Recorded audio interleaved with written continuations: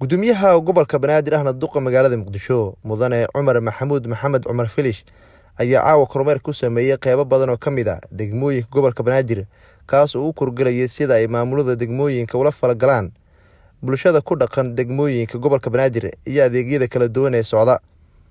waxaana gudoomiyaha gobolka Banaadir kormeerkaasi ku wehelinayay gudoomiye ku-xigeenka amniga siyaasadda ee maamulka gobolka Banaadir iyo sidoo kale mas'uuliyiin kala socday xafiiska madaxweynaha Jamhuuriyadda Soomaaliya iyo xafiiska ra'iisul wasaaraha xukuumadda dalka.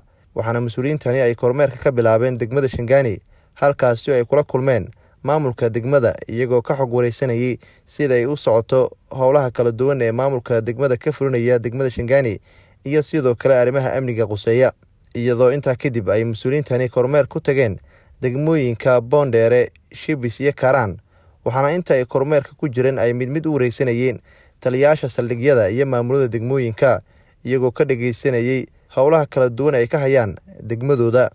waxaana uu gudoomiyaha gobolka Banaadir ahna duqa magaalada Muqdisho mudane Cumar Maxamuud Maxamed Cumar Filish inta uu kormeerka ku jiray la dardaarmayay saraakiisha amniga iyo sidoo kale maamulada degmooyinka in la dardargeliyo adeegyada kala duwan ee lagu qidmeynayo shacabka degmada iyo sidoo kale in isbedel weyn laga sameeyo dhinaca amniga.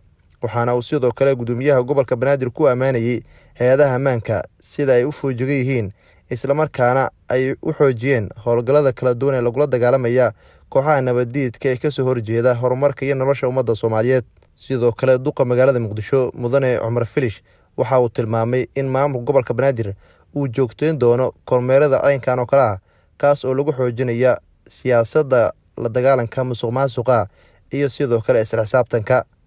Nuur Saciid Taaliil, warbaahinta qaranka Soomaaliyeed, magaalada Muqdisho.